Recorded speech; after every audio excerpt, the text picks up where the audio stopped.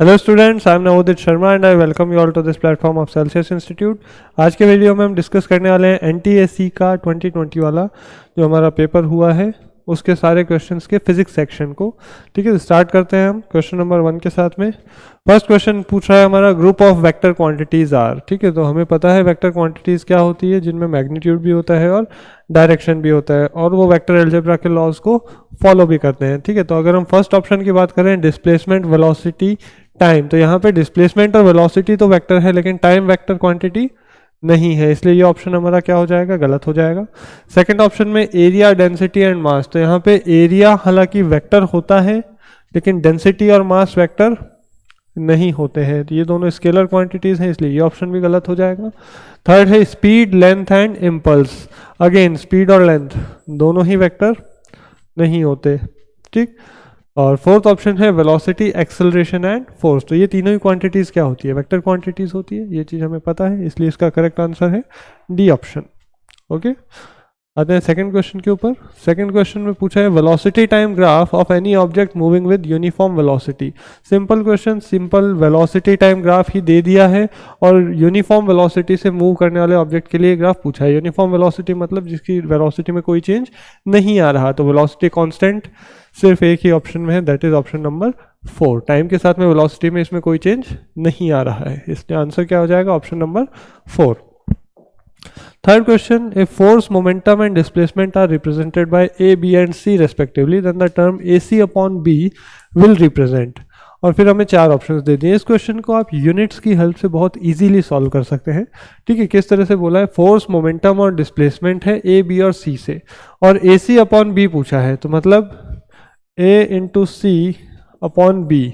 इस क्वांटिटी का मतलब क्या हुआ, A है फोर्स, तो फोर्स मल्टीप्लाइड बाय C क्या है, डिस्प्लेसमेंट,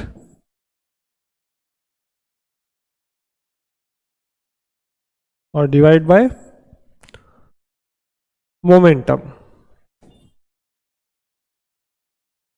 ठीक है, आप सभी की वैल्यूज पुट कर दीजिए। यूनिट से आप इजीली सॉल्व कर सकते हैं, यूनिट से ही हमारा काम हो जाएगा।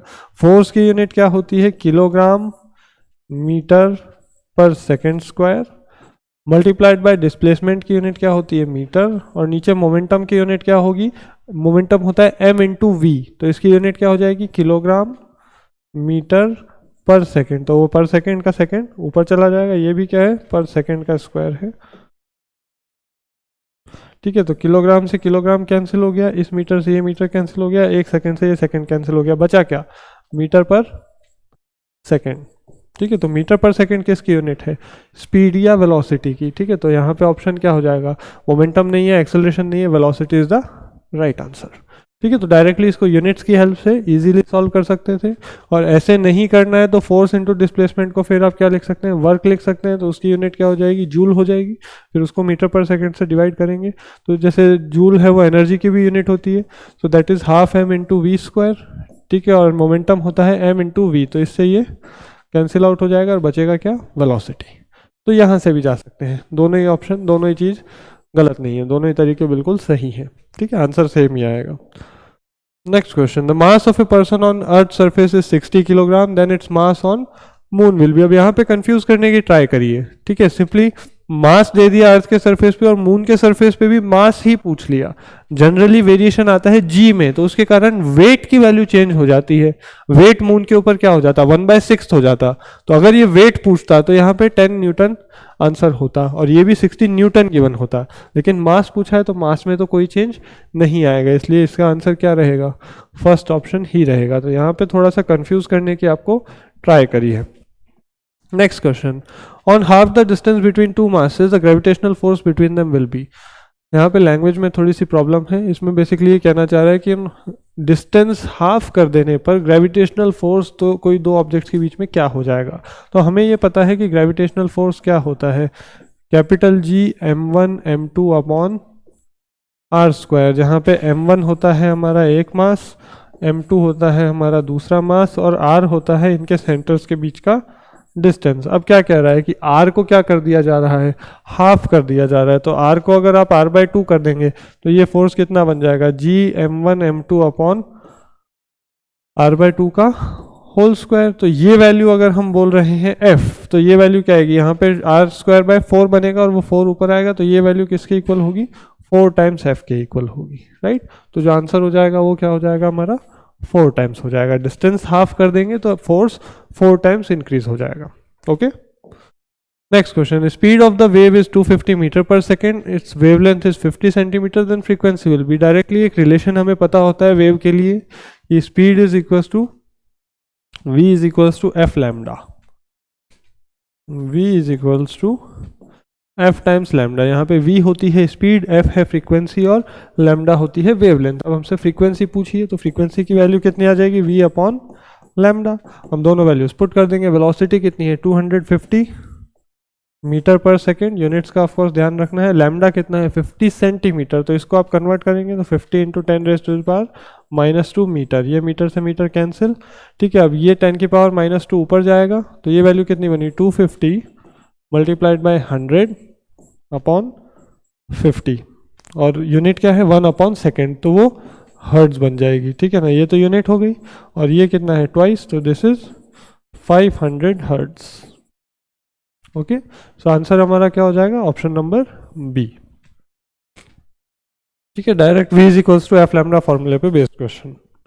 Next question, an object of mass 10 gram is moving with an acceleration of 10 metre per second square, force acting on the object will be. Again directly formula based, हम जानते हैं कि f is equals to mass into acceleration.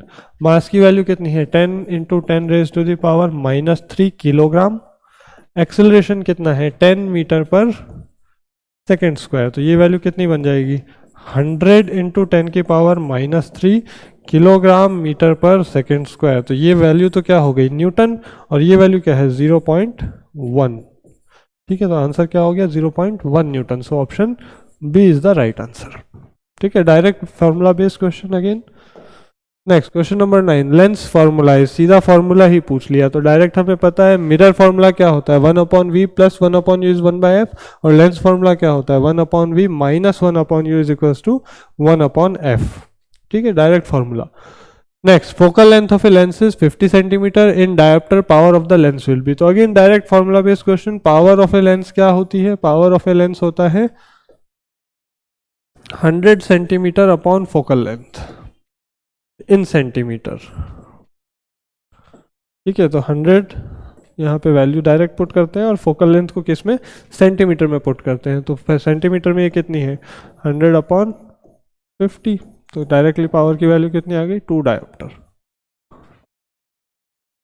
Direct formula based again, so answer is 2।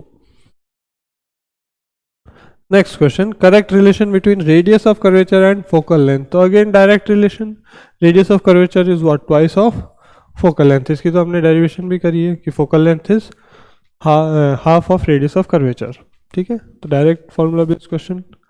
Next, refraction from denser to rarer medium for a light रे, the value of angle of refraction at the condition of critical angle is. Again directly condition ही पूछ लिया, critical angle के लिए refraction, angle of refraction क्या होना चाहिए 90 degree होना चाहिए। डायरेक्ट कंडीशन यही होती है टोटल इंटरनल रिफ्रैक्शन की, ठीक है ना। तो ये direct again condition of critical angle. Next, resistance of A bulb mark 220 volt 10 वाट, ठीक है। तो इस कंडीशन में रेजिस्टेंस कैसे निकालते हैं वो चीज़ मैंने आपको पहले भी बताई हुई है, ठीक है। तो रेजिस्टेंस क्या हो जाएगा, बेसिकली पावर होती है आपकी कितनी, power is v square by r। तो यहाँ से r की वैल्यू को क्या लिखा जा सकता है v स्क्वायर बाय p। अब दोनों वैल्यूज गिवन है 220 मल्टीप्लाइड बाय 220 अपॉन पावर कितनी है 10, इससे ये कैंसिल आउट हो गया, तो ये कितना आ जाएगा 4840 ओम। तो answer is option number B, ठीक है। तो ये आंसर हो जाएगा। तो ये जो 13 क्वेश्चंस थे ये आपका फिजिक्स सेक्शन था। ओवरऑल अगर हम बात करें तो सेक्शन फिजिक्स सेक्शन बहुत ही ज़्यादा सिंपल था, डायरेक्टली फार्मूला बेस्ड क्वेश्चन थे, कैलकुलेशंस तो 2-3 क्वेश्चंस में ही करनी पड़ रही थी, ठीक है। तो ओवरऑल पेपर को बहुत ईजी ही बोला जाएगा, ठीक है। तो होपफुली आपको सभी क्वेश्चंस के आंसर समझ में आए होंगे। That's all for today, thank you.